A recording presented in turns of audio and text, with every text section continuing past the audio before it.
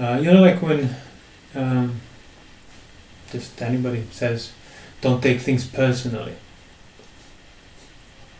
Just, you hear that. Hey, don't take it personally. Part of you kind of understands, to a degree, what that means. You would not be like, what does that even mean? You would have some internal reference point for not taking things personally. So how do you not take things personally? Again, no need to quote the suttas or something like that. Just what is the internal attitude when you hear, hey, don't take things personally, and then you realize, yeah, okay, I should try and not take things personally. What would you try? What would you do? How would you be more objective in your analysis of the situation, so that that can come as a result of not taking things personally, but really we're talking about the internal attitude you will have towards yourself. So what describe that attitude? How would you not take yourself personally? Because as I said, sure, you will not be able to do it in that thorough manner that the suttas would describe, because that requires a little bit more. But people can, and they understand to a degree, and can actually exercise the attitude of not taking things personally. Even if their behavior is not purified and developed and everything else, they could still not take it personally and keep the mind above personal involvement. There's definitely a sense of, okay, don't take it personally. Okay. You immediately internally try to relax and calm yourself down, step back and go, okay, I see. Okay. Because like we spoke about it before, the choice that becomes apparent, like how much you'll be involved with your thoughts, greed, aversion, delusion. Well, this is also a choice that's apparent again. Obviously, how efficient your choosing will be, that depends on other factors, we can talk about it, but initially you can choose to not take things personally to a degree, and you can do it to that matching that level, so to speak. So I'm trying to find out what that attitude is. How would you describe it? So it's just something that you can actually practice. So how do you take yourself in the attitude of not taking yourself personally? What's your attitude towards yourself? Not myself. So you're taking yourself as not yourself. Not as mine. Not as yours. So the entirety of your sense of self, or your experience as a whole, you turn against and say, I won't take this as mine. And that does remain an option. As I said, how deep that option will reach, that depends on other factors, but to some extent, even like, as I said, completely undeveloped person with, basic faculties and intelligence can stop and think about it and say, yeah, okay, I'll go throughout my day not taking things personally. What else? How else? What other characteristics of that would you single out? To not take the significance of whatever, of things for granted, basically. Like the implications of whatever happens in a way, as it presents in a way, or the way I would usually think. Sure. So basically keep the perspective in regard to things that you're experiencing, because again, the perspective is that which makes you not take things personally. Would you say it attitude of not taking yourself personally could be exemplified through seeing yourself in a third person sense? If you were to kind of remember this whole, what somebody told you, don't take things personally, then you can take that. You can turn the same attitude towards anything you think, anything you feel, anything you intend here and now, and not take it personally. Because it is always on the level of this most immediate choice / attitude. Whether you're going to be personally involved, or whether you're going to keep that context and perspective of, I shall not be personally involved with this situation. So, what happens what is the most general characteristic when you are personally involved with the situation? ignoring the context. loss of context, absorbed. You are absorbed in the objects of your experience. The attitude of being just absorbed into day-to-day things, in your senses, in your thoughts, and not having perspective on yourself in the situation, that's already a symptom of having taken things personally. So you could be thinking about how not to take things personally when somebody says this, or somebody does that, but if you are absorbed in that, with same lack of awareness, you're taking that personally. Of course, yes. And that's the point here. You recognize that all these motions, all these things you might do are on that kind of, they're secondary to that basic choice of, before I act by body, by speech or by mind, the most fundamental choice, the most fundamental direction that I have is go with it, I take it personally, refrain from it, maintain perspective, which will prevent me from taking personally as much. And do people see now what else is mirrored through this? Anatta. Okay, that's too easy.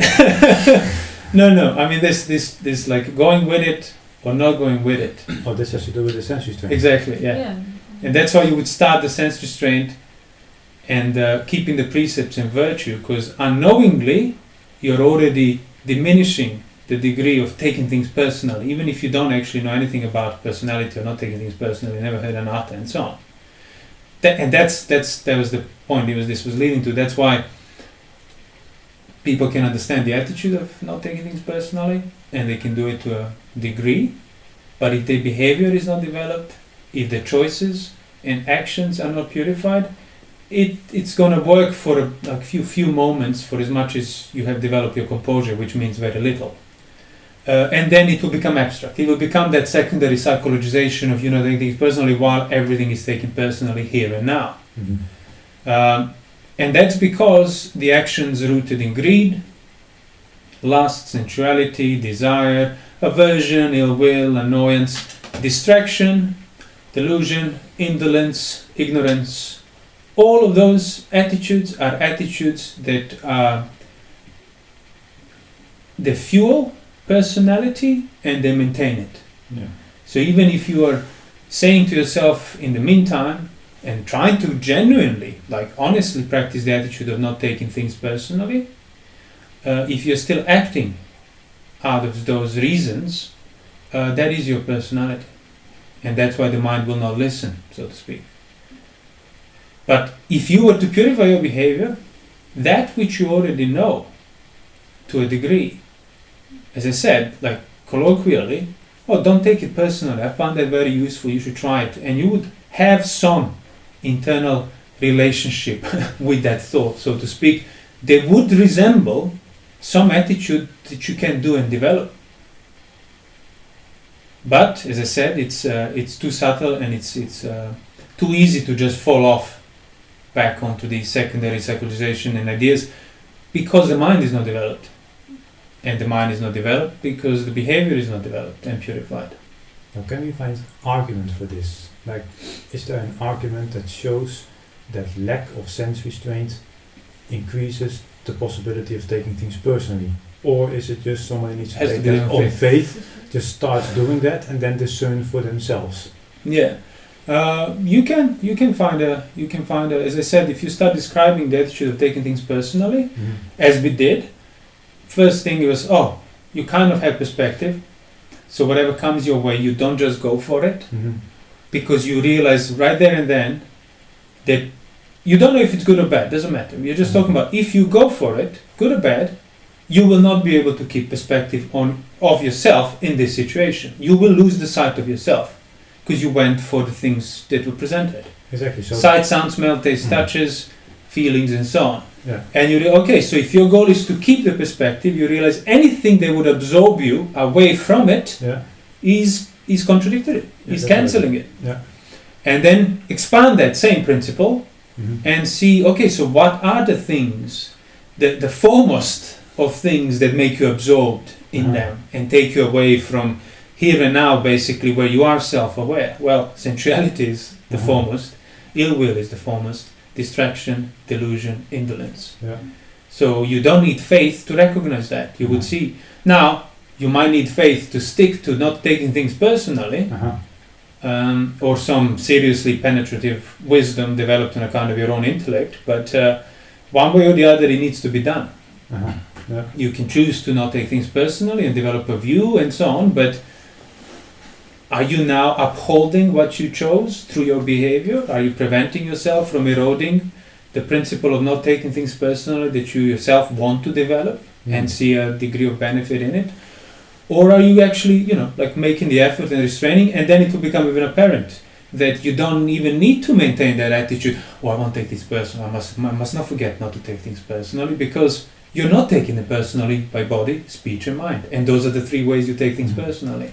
Try it. And you will have a degree of release. You would have a degree of space, safety created internally, simply by not taken that thing personally. And if you stick to that and say, what if I clarify this little relief and see how far it can go? What if I really push it all the way and make it my being and see, because so far it only results in release. Yeah, of displeasure. Exactly, Yeah. which you are very well versed with by being alive, by experiencing feeling, pulls, pressures, and so on. It's like, that's also why this either being absorbed with things or having perspective in regard to things, it's very much, it follows the same structure of the gradual training in terms of what needs to be done when, so to speak. As in, you start by taking the precepts and keeping the virtue, but then the next, when it describes, sense restraint and guarding the sense doors, which is kind of what would come on top of that, is could basically nearly be summarized by saying, don't be absorbed in what your eyes see. When seeing a sight with the eyes, when hearing sounds with the ear, don't kind of grasp at feeling the sensations with your significance body, of things, the significance of whatever object or whatever. And that's what those other general descriptions say. Exactly. He doesn't grasp any signs and features. That's what I was referring to. Yeah. And so that's kind of just taking the exact same principle even further. Yeah. So. Well, there was also, I think, I don't know the specific sutta, I think a number of them, but it would have been, he would start with a description of a gradual training, keep virtue, keeping the precepts, guarding of the sense door, being moderate eating, and then he goes to an empty hut or a root of a tree and contemplates, as this hut, as this room is empty of others, so is this experience empty of personality, empty of self. And you realize why. You don't start with those thoughts. I mean, you can, but they will be abstract. But if you have actually tamed the wild animal of your mind, the desires and so on, through guarding of the sense doors, diligent sense restraint, then these thoughts cease to be abstract. They become very applicable. Or, I am no one to anything anywhere, and to anyone anywhere in the world, and nobody anywhere in the world is anything to me. So it's like there is no personality here, or in others, nor in between the two, nor in any direction. But that's not just like a view that somebody would be chanting or singing along or something as their belief. It becomes an actual applicable attitude if applied after or on top of the properly developed gradual training. But my point here is that you don't need more instruction. You already have a thread of recognition what not taking things personally is. And if that's too abstract, or if that's not resulting in greater releases, it's because your behavior still hasn't been purified sufficiently. You haven't taken responsibility for intentions and actions, and that needs to be tamed and endured. And then this will just slot into place because it's always there, because you already know it. But I think the really the thing that most people do not have when they, or do not think when they hear don't take things personally, is what you said, don't take the feeling personally, for example. Yeah, that's exactly. kind of that. Don't act out. Yeah. Not as in- taking things. If you have not taken it personally, you will not be able to act out of it. Mhm. So the fact, are you acting out of your feelings Then you're by taking it thought, personally. by speech, by mind? Means, well, you are taking it personally. They're moving you, To that extent. so you don't have perspective. So yeah, so it's not just like relax, don't take things personally, but it's I will not take anything personally that I become aware of. Feeling, form, sensations, perceptions, anything I shall not take personally. I should remain the third person point of view. I should remain contemplating and keeping and upholding the third person point of view, so to speak. As the Buddha called it in another sutta, all things, the entire experience, whatever comes and goes, past, future, traumas, happiness, doesn't matter. All of that converges on the feeling here and now. Not in the past, not in the future. And that's why the liberation is also like here and now in that same sense. First you need to accept the fact that, so you are subjected to feelings, to pressures, to sensuality, to ill will. Like, see, you don't want, like people know anger is bad and so on, but when it's there, it's like, and then afterwards you're remorseful and so on. So you have to recognize that, okay, so you are liable and you don't know how to remain unmoved by those things.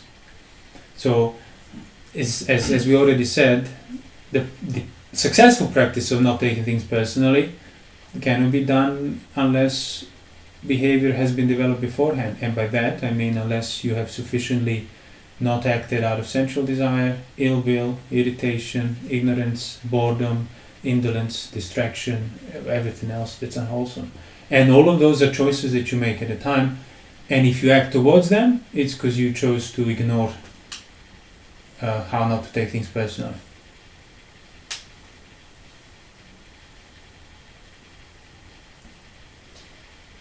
Would it be somewhat correct then to say that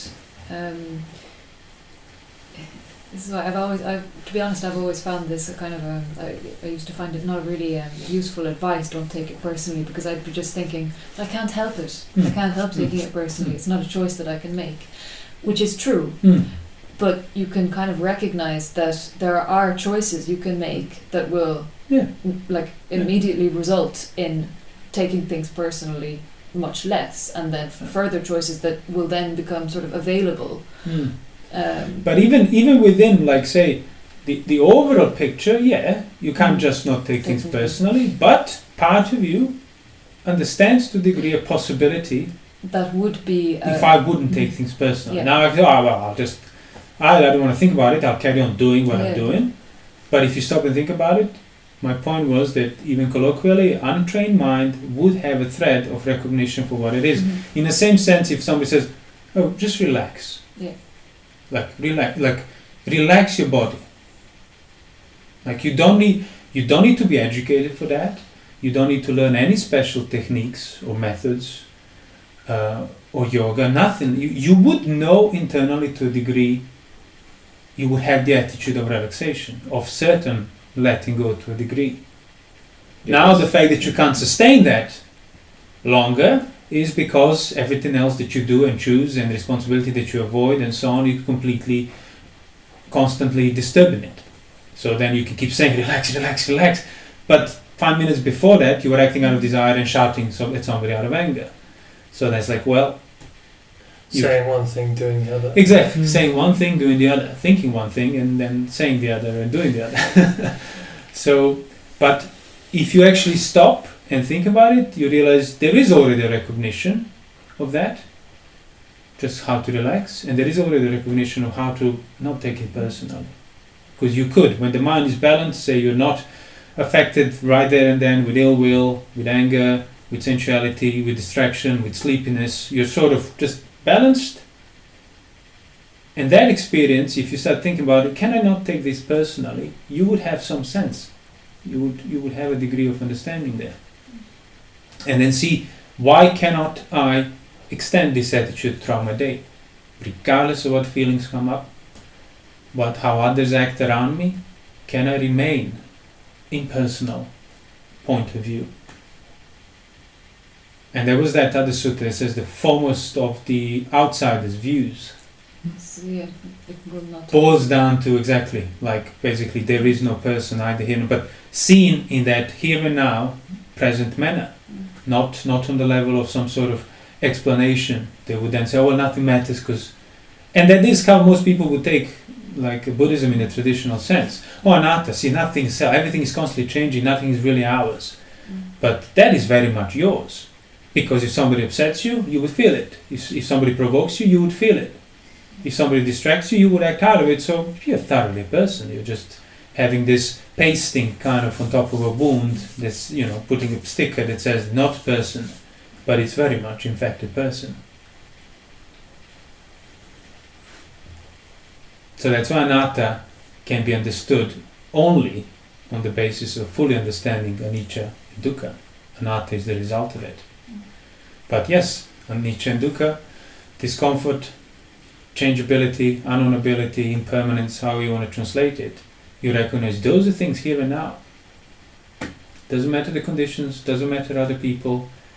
The fact that if you are not ignoring the fact that things are subject to change even while they're permanently enduring here, there is a possibility of their change at any given time. That's already going to prevent you from taking it personally to the extent you would otherwise. So forgetting about anicca is another symptom of being absorbed and taking things personally. Forgetting that things, because they're subject to change at any given time, thus they are uncomfortable. To that extent, they are unpleasant. Forgetting that discomfort is again going to make you take things personally. Not forgetting the implicit discomfort of change, you already have a better perspective. Yeah? So anatta is the result of the right practice of right understanding of anicca and dukkha.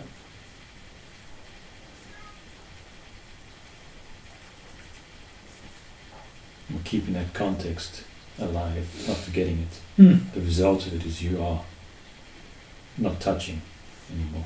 You're letting go. Yeah. How would you keep the context alive? What's the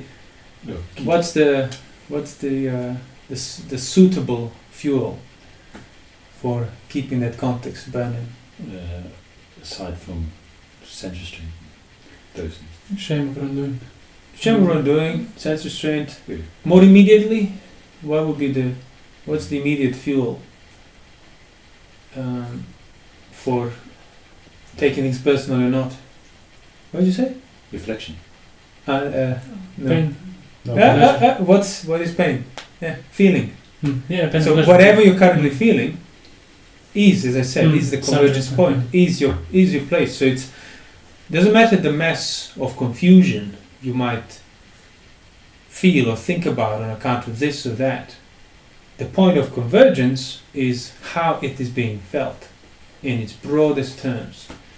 Don't take that personally, and you have created a space between you and the entire pressure. So how do you keep the context of anicca Yeah. and dukkha? Yeah. So you Is can to basically constantly recollect and not lose sight of what you're currently feeling. What feeling is currently enduring? I was thinking, because that's another sutta, you remember.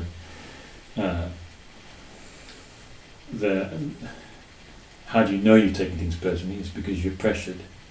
You are contacted. You are pressured, you are affected. So that you can know, oh yeah.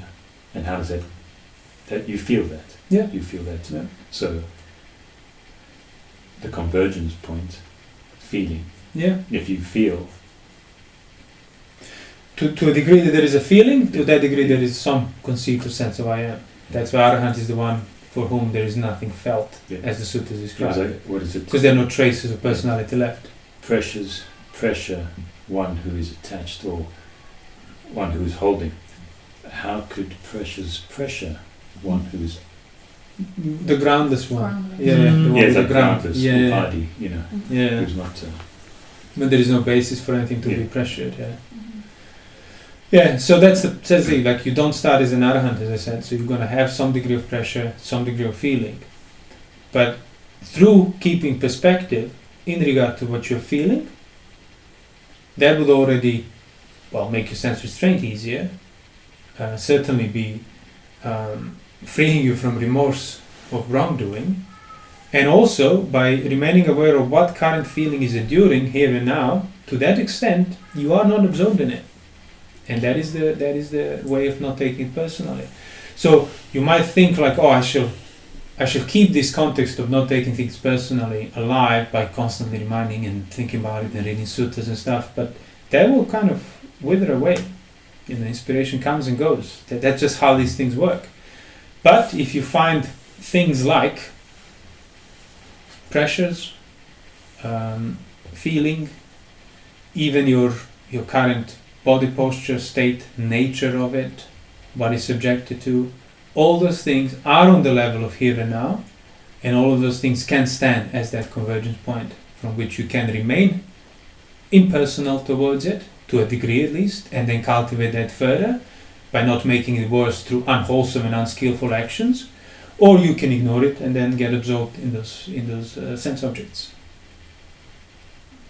And that's exactly why a noble disciple in the suttas, the one who is committed to the gradual training, the Buddha encourages him to constantly remind and contemplate, not mine, not for me, not I am, in regard to everything that comes their way.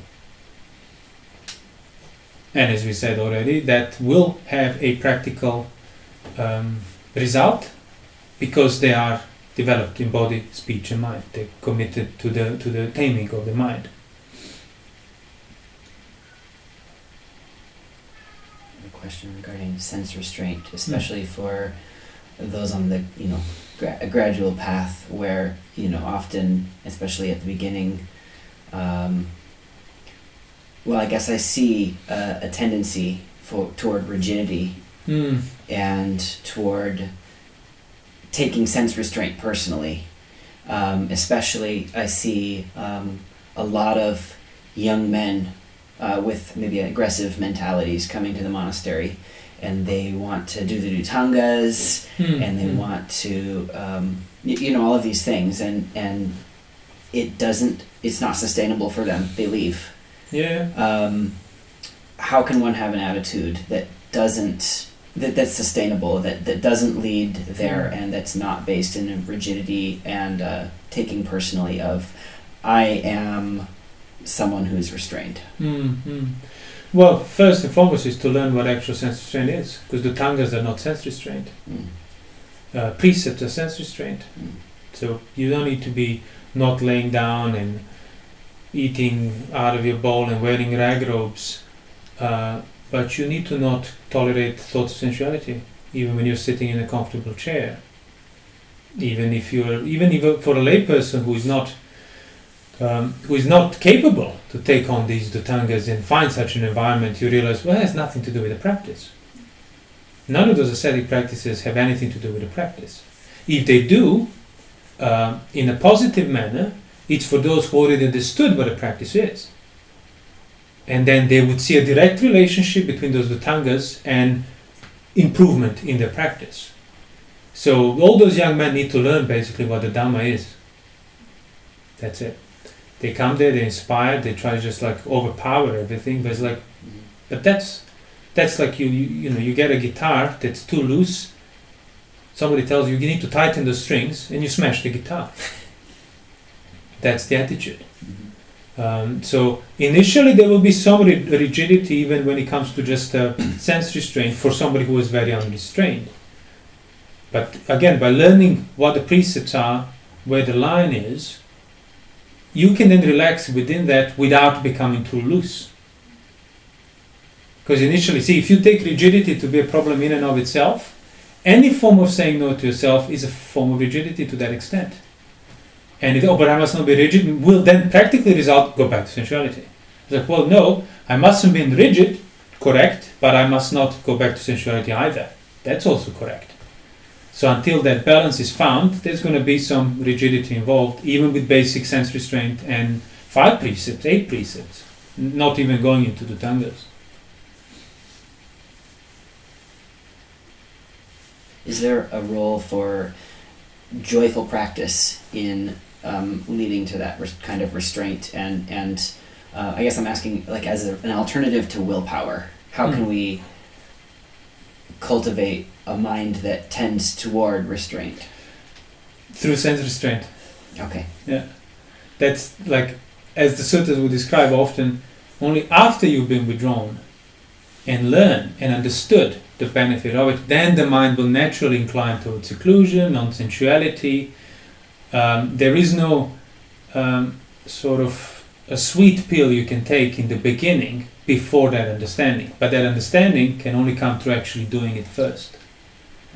And that's why the similes in the sutras were always about, trapping a wild elephant and then knocking the stakes in the ground, leather straps, and then it's urinating, defecating, screaming, fighting against it, and then you just have to wait until it calms down. And then it calms down, then you offer a bit of food, refuses, okay, you wait, okay, takes the food, starts to recognize you, starts to listen, that's the mind. Yeah. So if you still kind of have a desire for finding a way of joyful practice, probably a useful thing would be to understand why. Why would that be important? Why would joyful practice be important at this stage? Like, say somebody gives you medicine that's really bitter and makes your whole body rigid for a while, but you factually know and you can reason yourself that it is a beneficial medicine. So then, I won't take it unless I can take it with sugar. But you can't, because sugar cancels the effects of the medicine. What's the problem? What's the problem with this?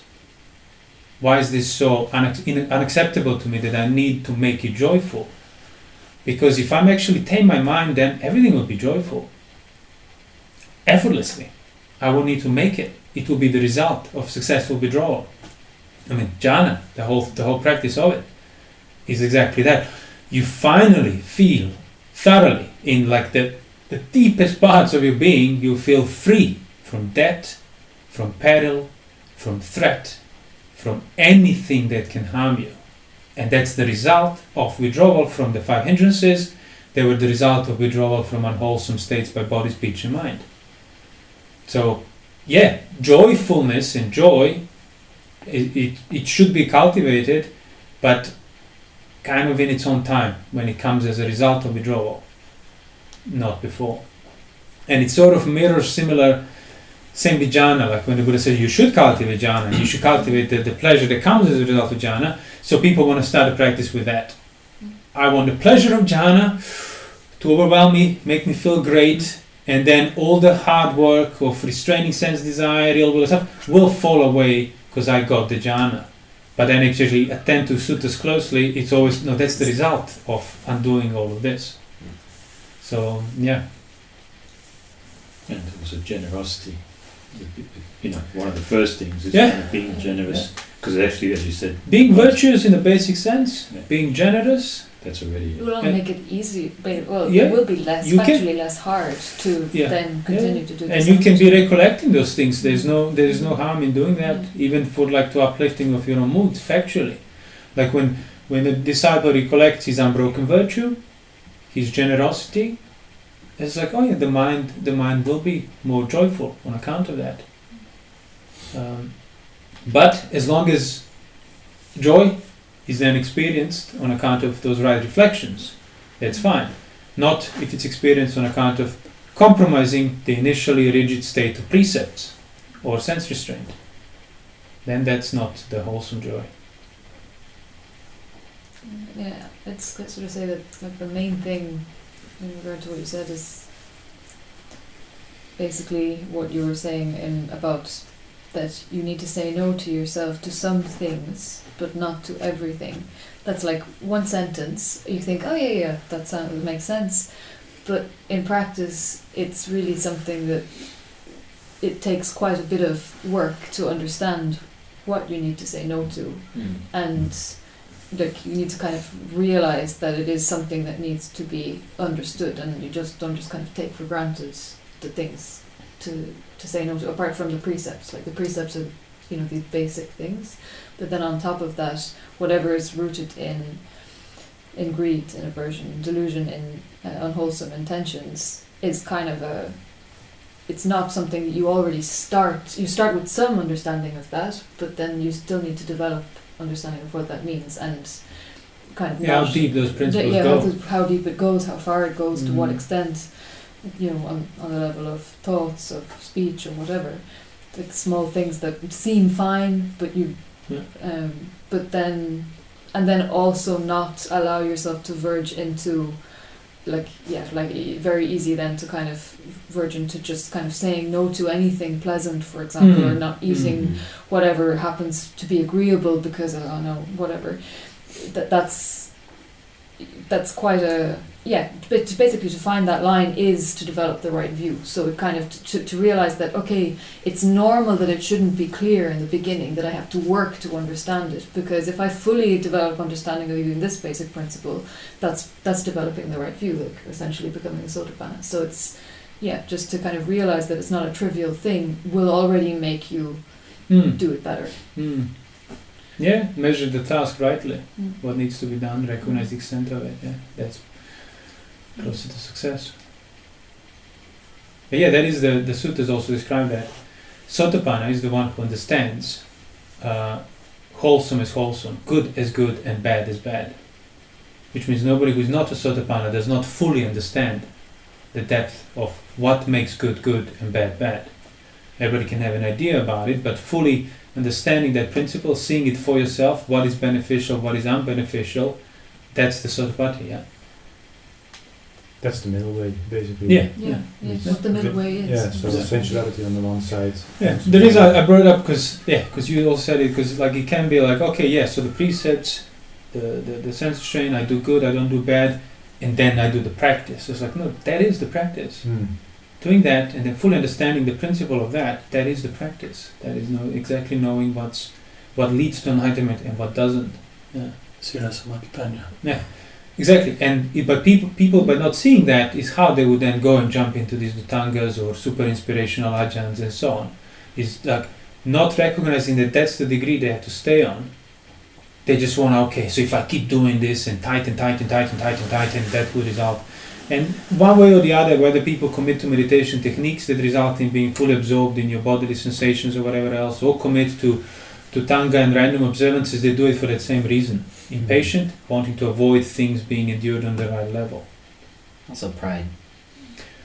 Yeah, that goes hand in hand. Conceit, sense of I am, none of that's... Because that is actually being dissolved if you stay, say, on the level of the feeling where everything else converges. And by that I also mean you don't act out of it to prolong it, but you don't act out of it to get rid of it, because it's not yours to begin with. Why jumping in a Dhutanga or something? What's the problem with this? Are you engaging sensuality? No. Ill will? No. Restlessness, remorse? No. Okay, well then stop there. But it becomes uncomfortable to stay there, because if you are staying at that level, you cannot take things personally. And from a personality point of view, that feels unpleasant. That feels threatening. So now you're staying with another layer of threat that's dissolving your personal point of view, and that's kind of the Sotapanna. Which is why when people who did not quite want or were not quite ready to understand the Buddha's teaching, but they insisted that he explained it to them, when he did, they sort of went into complete panic mode, saying, the sutras describe, they would fall on the ground, pull their hair and beat their breast in despair, saying, that will kill me, that will destroy me, that will cancel me completely, annihilate who I am. It's like, that's exactly what it will do. But they don't see the liberation and joy of that, they just see a threat, because that is, for many, that will be the first kind of thing that arises. So that's why then people would just not want to stay on that level, which is not that hard to kind of discern, but hard to keep yourself at, because you would then either want to just do these practices or uphold these routines or do these techniques or methods, so I don't have to stay on this level where I am self-aware, and when that kind of uncertainty of the choices, the weight of the actions, convergence points, it's all felt pressuring you. No, just tell me what to do so I don't have to think about it. I mean, how many times we heard that? Yeah.